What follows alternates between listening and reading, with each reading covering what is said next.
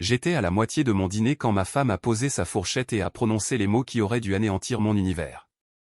Je veux qu'on arrête, juste comme ça. Aucune prémisse, aucun avertissement. Ses yeux étaient rivés sur les miens, attendant une réaction. Le problème, c'est que sa façon de le dire sonnait faux. Trop répété, trop délibéré. Comme si elle avait répété ce moment devant un miroir. Arrêtez quoi, ai-je demandé en prenant une autre bouchée de poulet. Arrêtez ce mariage. Je pense qu'on devrait divorcer. La plupart des hommes auraient paniqué sur le champ. Ils auraient supplié pour avoir des réponses, exigé de savoir ce qui n'allait pas, mais quelque chose clochait dans toute cette scène.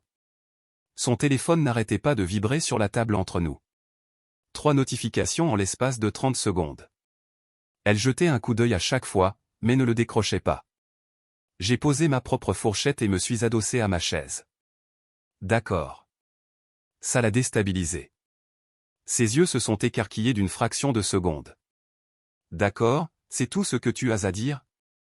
Qu'est-ce que tu veux que je dise? Tu viens de me dire que tu veux divorcer. Je ne vais pas te supplier de rester si c'est ce que tu ressens. Son téléphone a vibré à nouveau. Cette fois, j'ai aperçu l'écran. C'était Manon, l'une de ses copines de yoga. Le même groupe avec qui elle passait tous ses mardis et jeudis soirs depuis 6 mois. Tu ne vas même pas demander pourquoi. Sa voix devenait tranchante. Ce n'était pas censé se passer comme prévu. Quel que soit ce plan. Est-ce que ça changerait quelque chose? J'ai pris mon verre d'eau, gardant un ton neutre. Tu as clairement pris ta décision. Donc ouais, si tu veux partir, on peut discuter de comment gérer ça entre adultes. Elle a cligné des yeux, 1 fois, 2 fois. Son téléphone s'est encore allumé. Un autre message, puis un autre.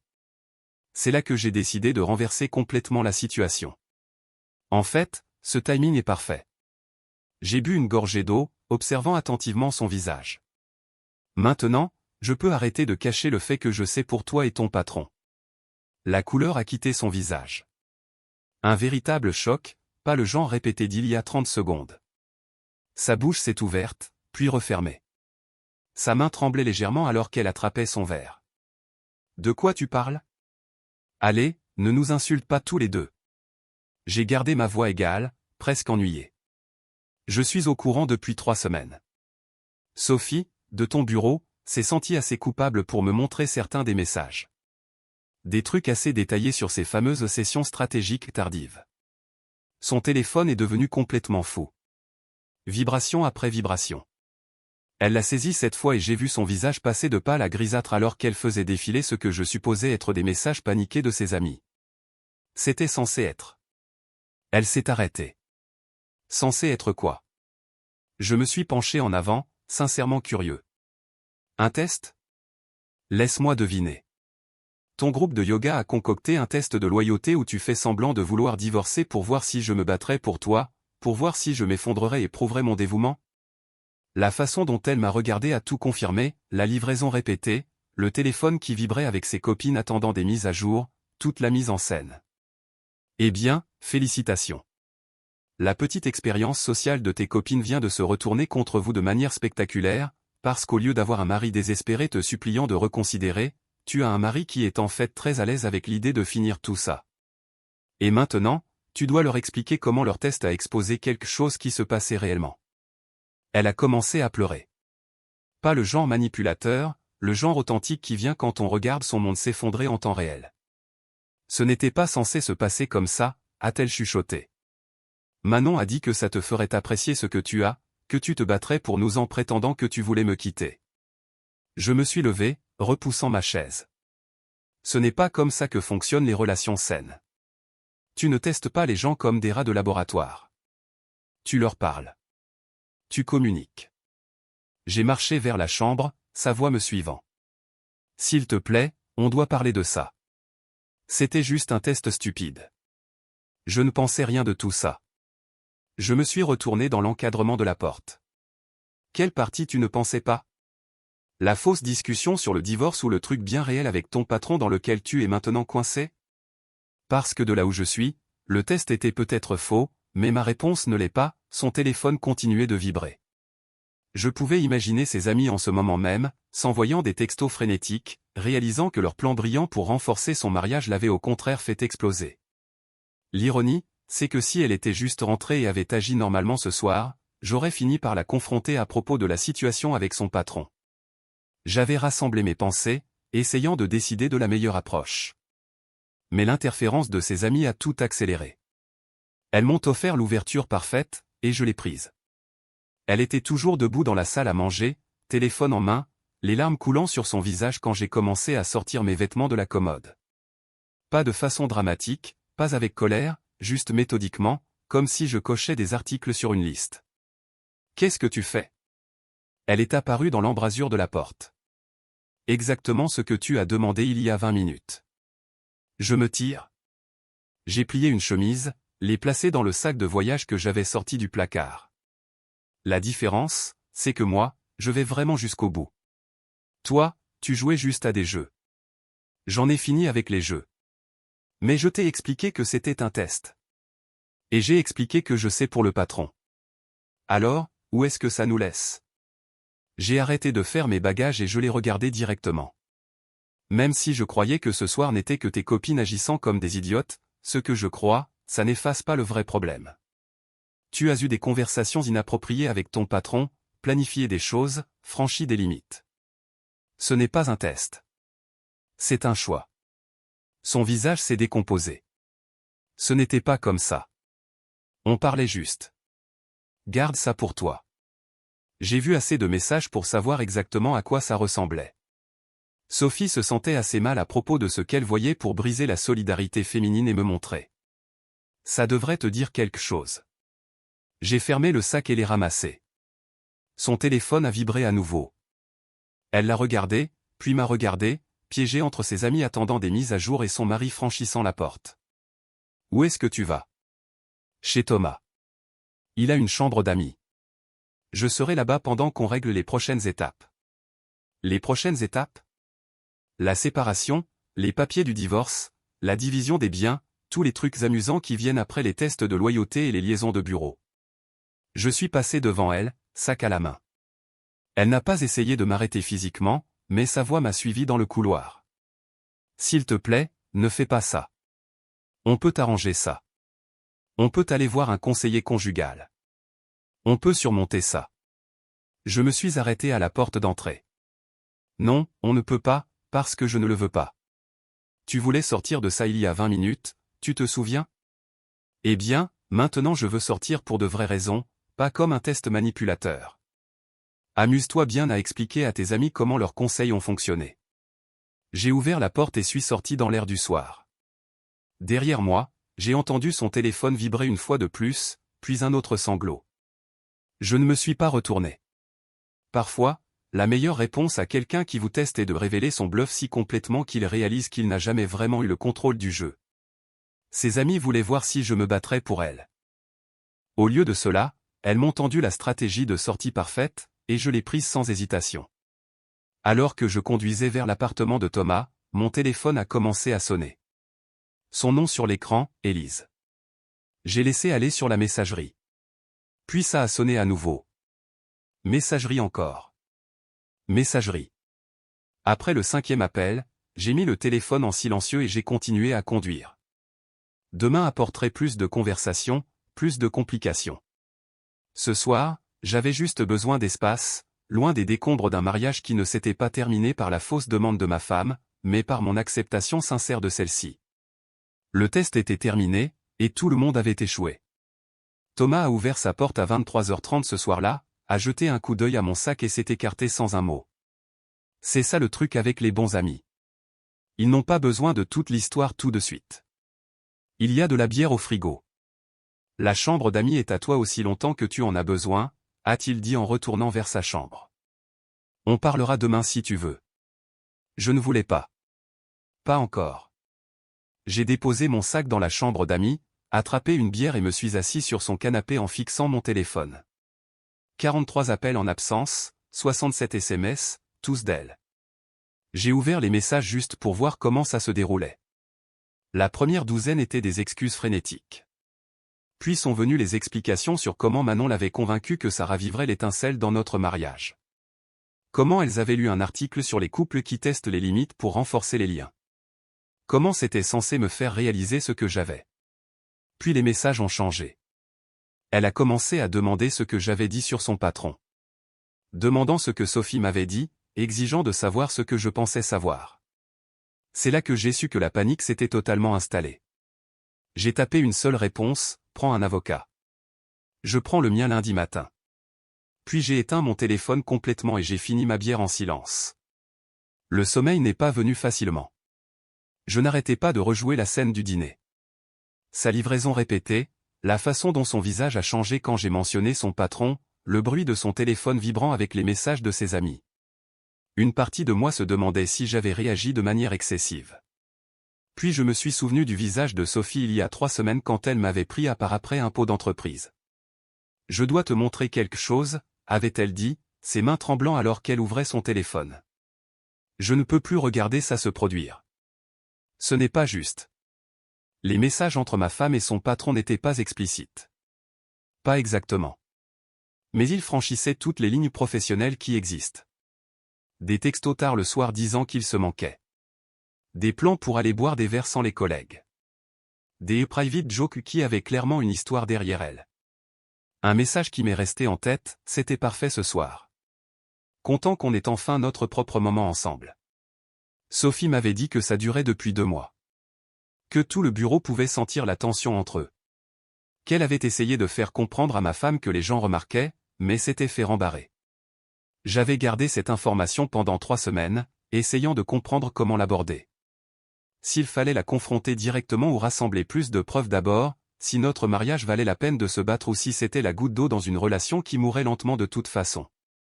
Ce soir avait répondu à cette question pour moi, pas à cause de ce qu'elle faisait avec son patron, mais à cause de ce qu'elle était prête à me faire, le test de loyauté, la manipulation, les jeux au lieu d'une conversation honnête. Mon téléphone a vibré sur la table basse même si je l'avais éteint, j'avais dû appuyer sur le mauvais bouton. Un nouveau message vocal. Contre mon meilleur jugement, ou non, c'est faux, sachant exactement ce que je faisais et le faisant quand même, j'ai écouté le message. Sa voix était brisée, elle pleurait si fort que je pouvais à peine la comprendre. S'il te plaît, rappelle-moi, s'il te plaît. Manon m'a tout dit. Elle a dit que c'était censé prouver que tu m'aimes. Que tu te battrais pour me garder. Elle a promis que ça marcherait. Je suis tellement désolé. Je n'ai jamais voulu que ça arrive. Le truc avec mon patron, ce n'est pas ce que tu crois. On parle juste. C'est tout. Juste parler. S'il te plaît, crois-moi. S'il te plaît, rentre à la maison. On peut arranger ça. J'ai effacé le message et éteint le téléphone correctement cette fois. Le lendemain matin, Thomas a fait du café sans commenter le fait que j'avais à peine dormi. Nous nous sommes assis au comptoir de sa cuisine en silence pendant quelques minutes avant qu'il ne parle enfin. Donc, le mariage est fini? J'ai hoché la tête lentement. Le truc du patron que Sophie a mentionné le mois dernier? Ouais. Plus ses copines qui l'ont convaincu de simuler une demande de divorce pour tester ma loyauté. Au lieu de prouver que je me battrais pour elle, j'ai accepté immédiatement et mentionné que je savais pour le patron. Tout le truc leur a explosé à la figure. Thomas a laissé échapper un sifflement bas. C'est de la stupidité de haut niveau, là. Qui teste quelqu'un comme ça? Les gens qui lisent trop d'articles sur la psychologie de couple et pensent qu'ils sont experts. J'ai bu une longue gorgée de café. Le pire, c'est que si elle était juste venue me voir honnêtement en disant qu'elle se sentait déconnectée ou inquiète pour notre mariage, on aurait pu parler. Mais me manipuler pour obtenir une réaction tout en menant simultanément des conversations inappropriées avec son patron? J'ai fini. Mon téléphone, que j'avais bêtement rallumé, a commencé à sonner. Pas elle cette fois. Manon. J'ai répondu. Autant entendre ce que l'architecte de ce désastre avait à dire. Dieu merci, tu as décroché, a-t-elle commencé immédiatement. Écoute, je dois expliquer quelque chose. Hier soir était entièrement ma faute. Je l'ai poussé à le faire. Je lui ai dit que ça aiderait votre mariage. Je me sens terrible de voir comment ça a tourné. Tu devrais. Je sais. Je sais. Mais tu dois comprendre, elle t'aime. Elle se sentait juste en insécurité sur la direction que prenait votre relation. Je pensais que si tu devais faire face à l'idée de la perdre, tu réaliserais à quel point elle compte pour toi. Laisse-moi t'arrêter tout de suite, ai-je dit, ma voix calme mais ferme. Ce que tu pensais n'a pas d'importance. Ce que tu as convaincu ma femme de faire a détruit le peu de confiance qui restait dans notre mariage.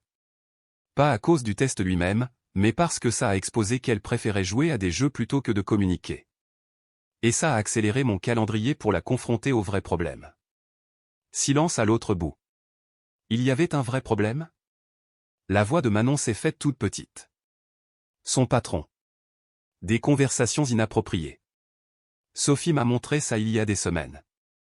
J'essayais de comprendre comment gérer ça.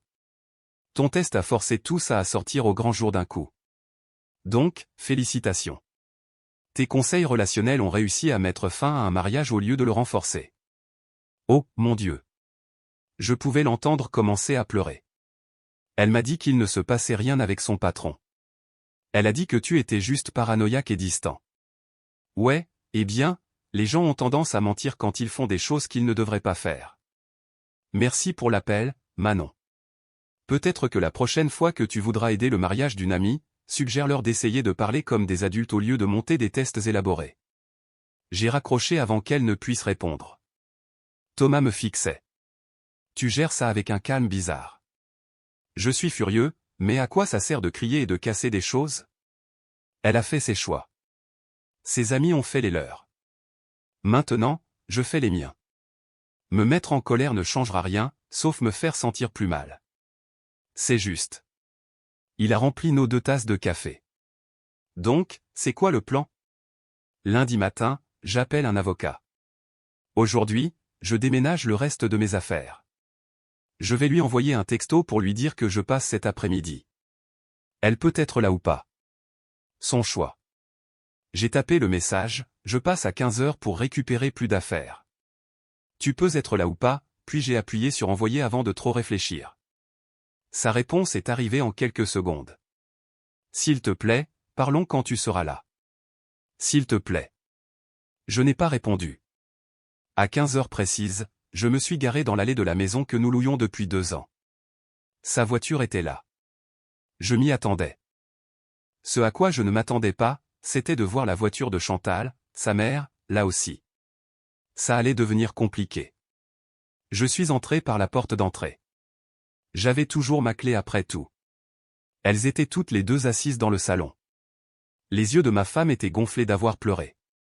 Chantal m'a regardé avec une expression quelque part entre la déception et la confusion.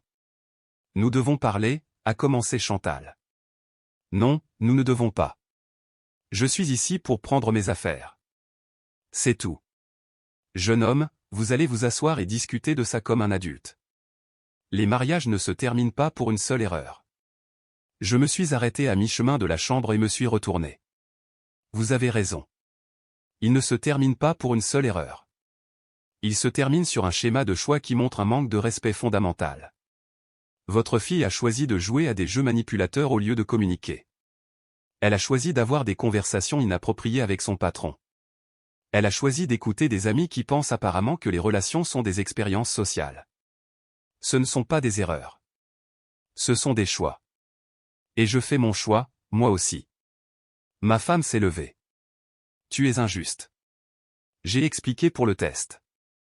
C'était l'idée de Manon. Et rien ne s'est passé avec mon patron. On parle juste parfois. C'est tout. Vous parlez juste parfois, ai-je répété, gardant ma voix neutre. Intéressant. Donc, quand il t'a envoyé, c'était parfait ce soir. Content qu'on ait enfin notre propre moment ensemble, de quoi parliez-vous exactement qui nécessitait votre propre moment loin de tout le monde? Son visage est devenu blanc. Chantal regardait entre nous deux, n'ayant clairement pas entendu cette partie de l'histoire. De quoi parle-t-il? A demandé Chantal à sa fille. Rien. Ce n'est rien. On est allé prendre un café après le travail quelquefois.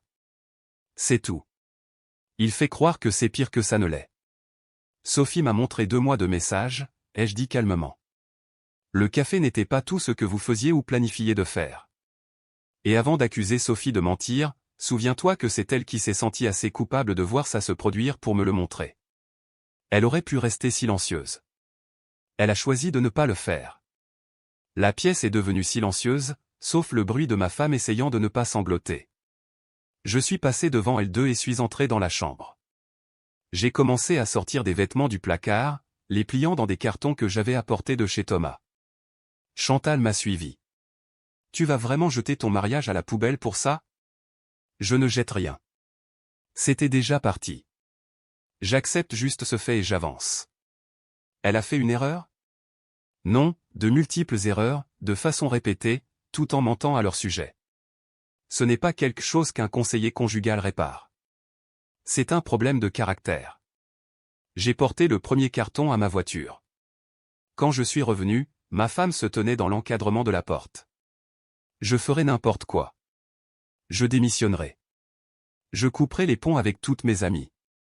Je ferai ce que tu veux. Juste s'il te plaît, ne pars pas, je l'ai regardé directement. Je ne veux pas que tu fasses ces choses. Je veux que tu comprennes pourquoi c'est fini. Ce n'est pas une punition. C'est le fait que je ne peux plus te faire confiance. Pas avec le truc du patron. Pas après le test. Pas après t'avoir vu prioriser les conseils de tes amis sur une conversation honnête avec moi. La confiance est tout. Sans elle, il n'y a plus de mariage à sauver. Elle s'est effondrée contre le cadre de la porte, glissant jusqu'à s'asseoir sur le sol. J'ai fait 3 autres voyages jusqu'à ma voiture. Chantal a regardé silencieusement depuis le canapé. Ma femme est restée sur le sol dans l'encadrement de la porte à pleurer. Je n'ai pas dit un autre mot, j'ai juste rassemblé ce dont j'avais besoin et je suis parti. En sortant de l'allée, j'ai vu sa mère l'aider à se relever. Une partie de moi se sentait mal. La plus grande partie se sentait libre. Mon téléphone a sonné alors que je retournais chez Thomas. Manon encore.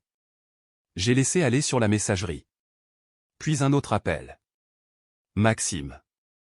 Ce serait l'un des autres amis du groupe de yoga. Messagerie. Puis Chloé. Toute l'équipe coordonnait apparemment leur contrôle des dégâts. J'ai mis le téléphone en silencieux et j'ai continué à conduire. Lundi ne pouvait pas arriver assez vite.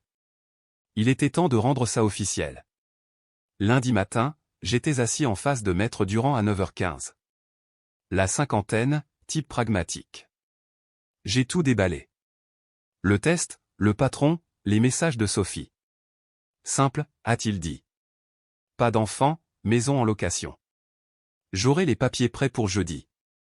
Un huissier les lui remettra vendredi. Parfait. Mon téléphone a sonné en marchant vers ma voiture.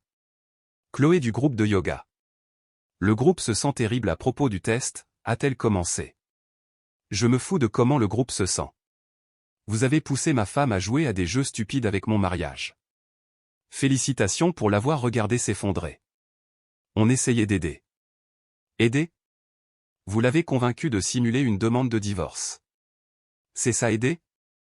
Voici ce que vous avez aidé à détruire, une femme qui ne pouvait pas communiquer. Une femme ayant des conversations inappropriées avec son patron.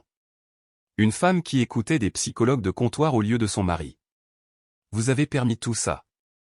Le truc du patron n'était pas. Arrête de parler. Elle t'a menti aussi.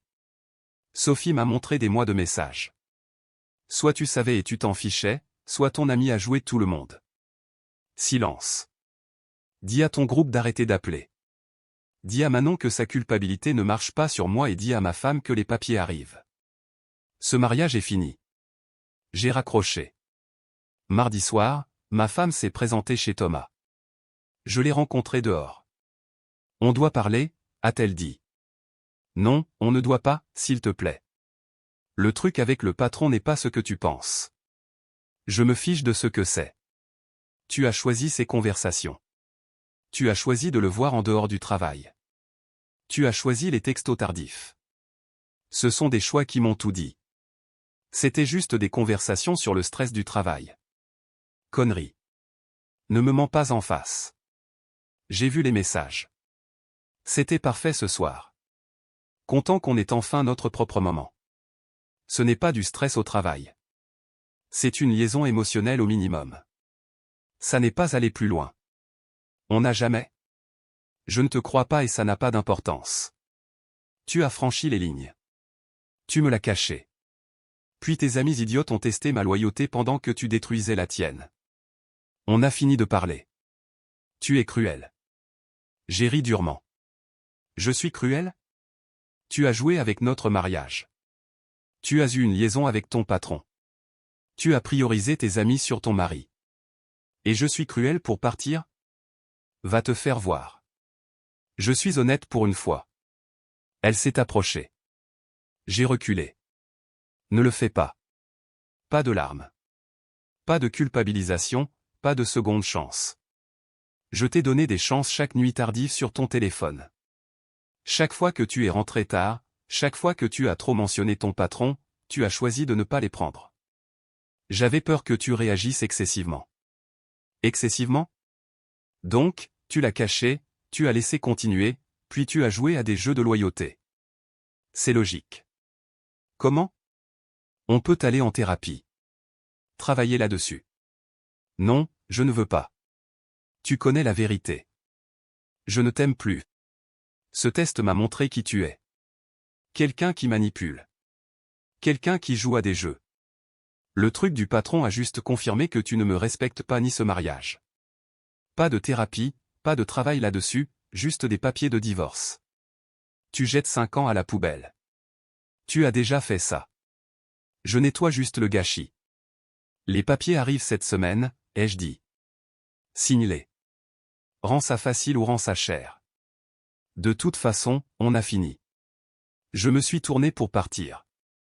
Je n'ai jamais couché avec lui, a-t-elle crié. Je me suis arrêté. Je te crois, et ça rend les choses pires. Tu as risqué notre mariage, franchi chaque limite émotionnelle mais tu n'as pas eu le cran d'aller jusqu'au bout. Tu as juste torturé tout le monde dans cette zone grise où tu prétendais que ce n'était pas trompé parce que ce n'était pas physique. C'est pathétique. Au moins coucher avec lui aurait été un vrai choix au lieu de balader tout le monde. Son visage est devenu blanc. Rentre chez toi. Arrête de venir ici. Arrête d'appeler. Signe les papiers quand ils arrivent. Ensuite, on ne se voit plus jamais. Je suis entré sans regarder en arrière. Putain, a dit Thomas. Brutal. Elle avait besoin de l'entendre. Mon téléphone a vibré. Hilary du groupe de yoga. Ta femme est dévastée. Comment peux-tu être aussi froid? J'ai tapé, demande-lui à quel point elle était froide quand elle avait des discussions privées avec son patron pendant que j'étais assis à la maison. Demande-lui à quel point elle m'aimait quand elle a testé ma loyauté. Je ne suis pas froid. J'ai fini.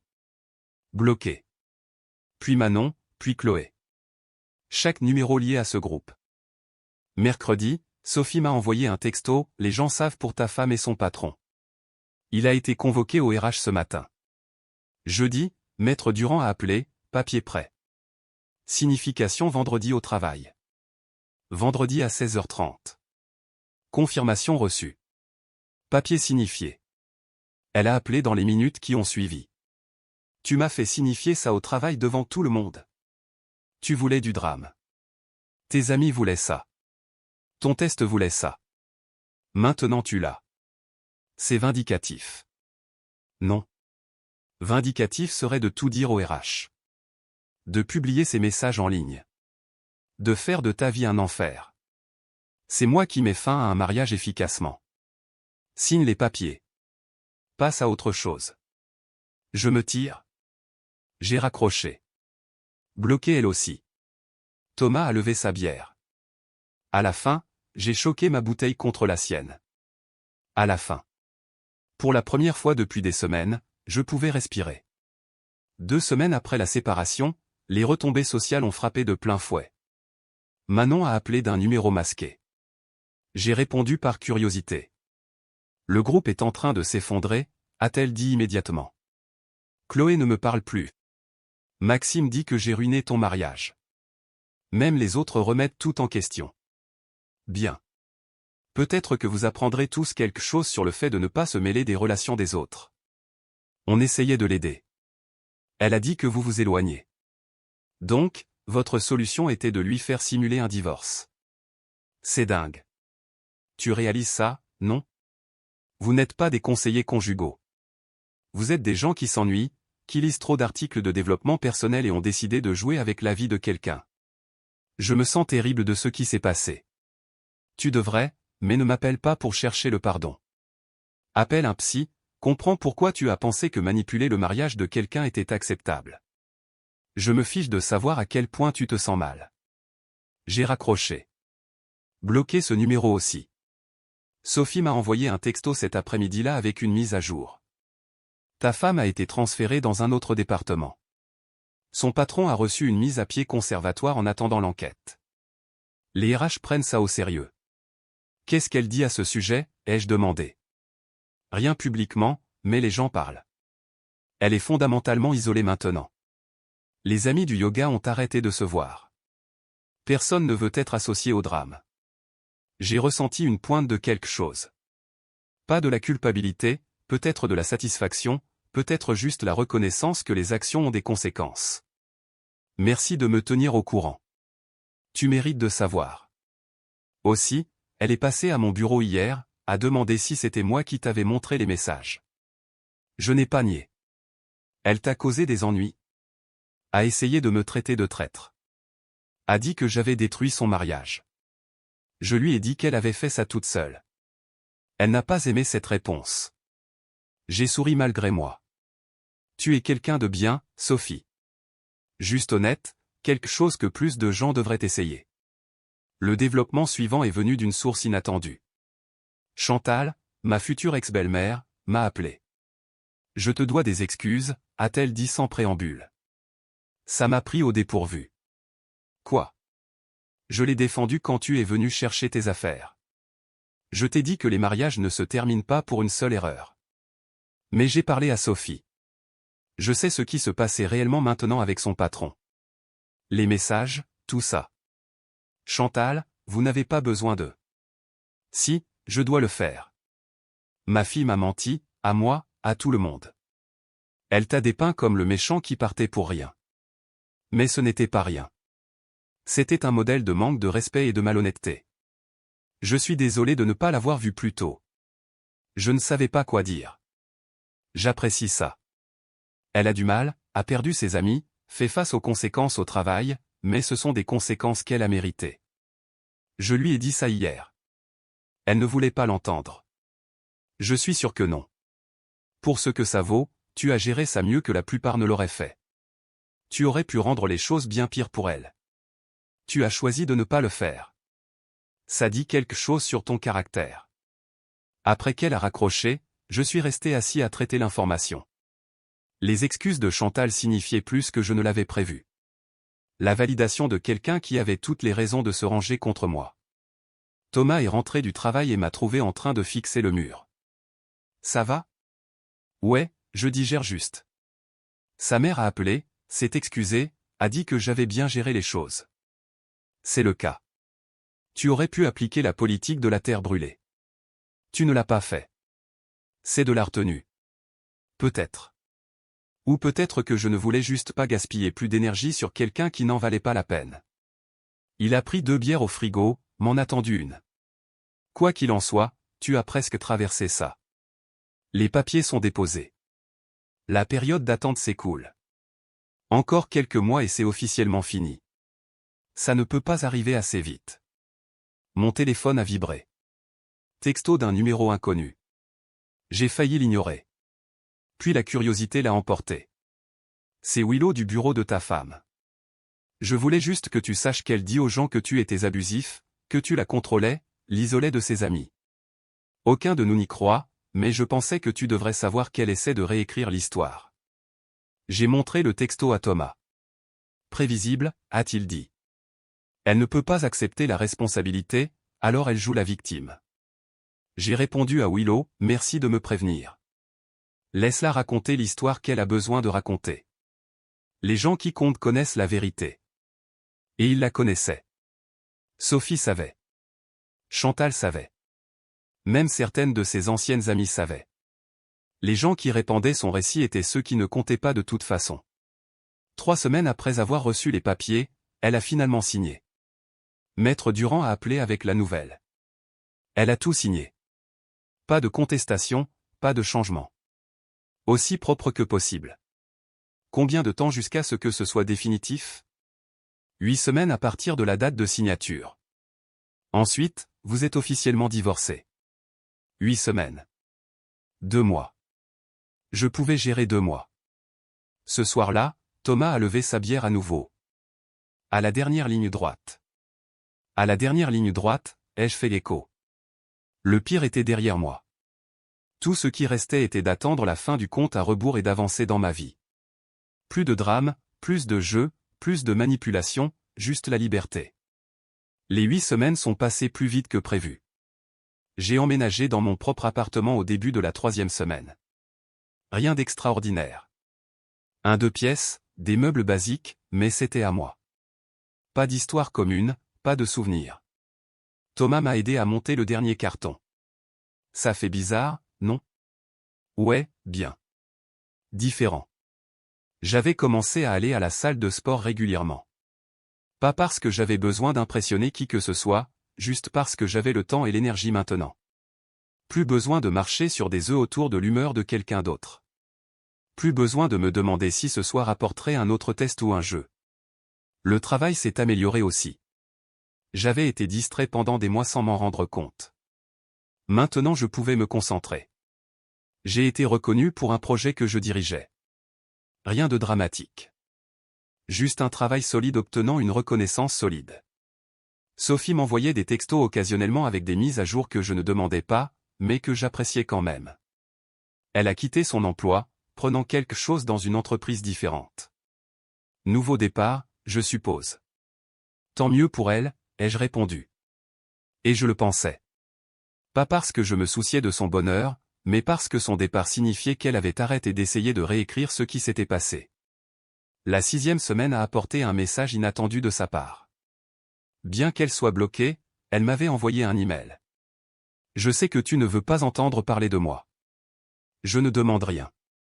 Je voulais juste dire que je comprends maintenant pourquoi tu es parti. J'avais tort sur tout. Le test, le patron, tout ça. Tu mérites mieux. J'espère que tu le trouveras. Je l'ai lu 2 fois. Pas de manipulation, pas de culpabilisation, juste une reconnaissance. Je n'ai pas répondu. Rien de plus à dire, mais je l'ai gardé. Pas pour des raisons sentimentales, juste comme un rappel que parfois les gens voient finalement leurs erreurs, même s'il est trop tard. La 8e semaine est arrivée. Maître Durand a appelé à 9 h un mardi. C'est officiel. Le divorce est prononcé. Vous êtes légalement célibataire depuis ce matin. C'est tout? C'est tout. Rupture nette. Pas d'appel. Pas de complications. Vous avez fini. Je l'ai remercié et j'ai raccroché. Assis dans mon appartement, café du matin à la main, attendant de ressentir quelque chose de dramatique, soulagement, tristesse, colère, quelque chose. Au lieu de cela, je me sentais juste calme, comme si je fermais un livre que j'avais déjà fini de lire. Thomas m'a sorti ce soir-là. Pas pour célébrer, juste pour marquer l'occasion. Comment tu te sens? A-t-il demandé autour d'un verre. Bien. Sincèrement bien. Pas en train de faire semblant. Pas en train d'éviter les sentiments. Juste réellement bien. C'est bien, mec. Ça veut dire que tu l'as traité, non? J'ai pensé aux 2 derniers mois. Les confrontations, la colère, les limites fermes, le refus de m'engager dans son drame, le choix de partir au lieu d'essayer de réparer quelque chose qui était déjà cassé. Je l'ai fait, ai-je convenu. J'ai géré ça exactement comme j'en avais besoin. Mon téléphone a vibré. Texto de Sophie. J'ai entendu que ton divorce a été prononcé aujourd'hui. Félicitations pour ta liberté. J'ai souri et tapé en retour.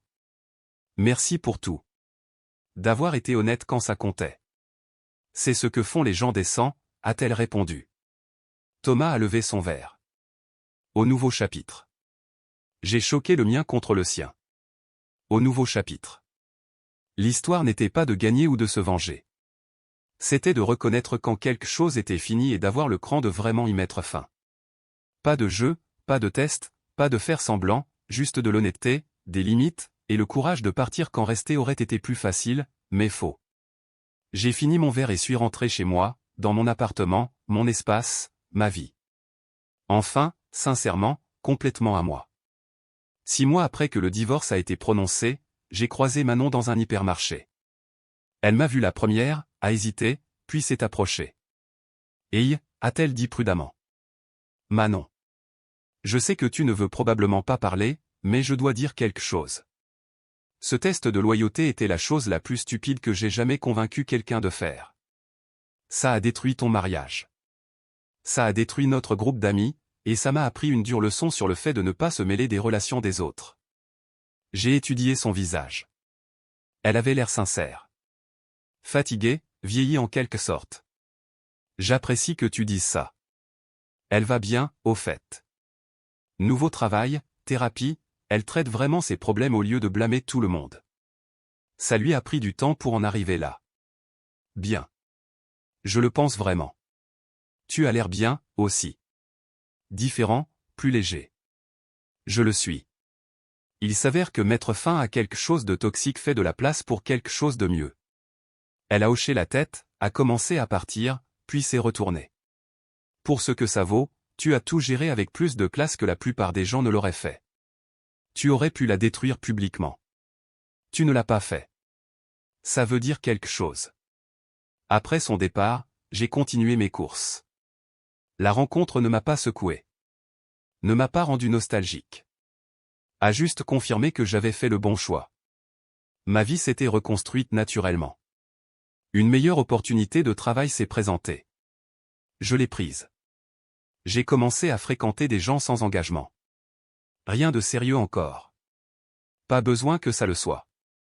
J'ai renoué avec des amis que j'avais négligés. Repris des hobbies que j'avais abandonnés. L'appartement est devenu un foyer. Mon espace reflétait qui j'étais réellement, pas qui je compromettais d'être. Sophie et moi prenions un café occasionnellement, juste amis. Elle avait été le catalyseur de tout en me montrant ses messages et je respectais son courage de faire ce qui était juste plutôt que ce qui était facile. Tu regrettes parfois comment tu as géré les choses, a-t-elle demandé un après-midi. Non. J'étais direct, ferme, honnête, peut-être dur parfois, mais jamais cruel. J'ai posé des limites et je les ai tenues. C'est exactement ce dont la situation avait besoin.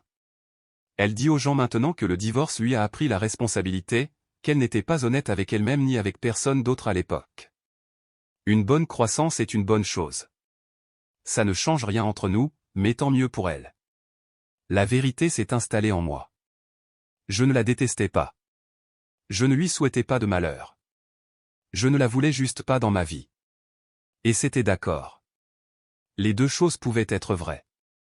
Un an après ce dîner où elle avait dit « Je veux qu'on arrête », je me suis retrouvé en fait reconnaissant. Son faux test a exposé de vrais problèmes. L'interférence de ses amis a accéléré une fin qui devait arriver.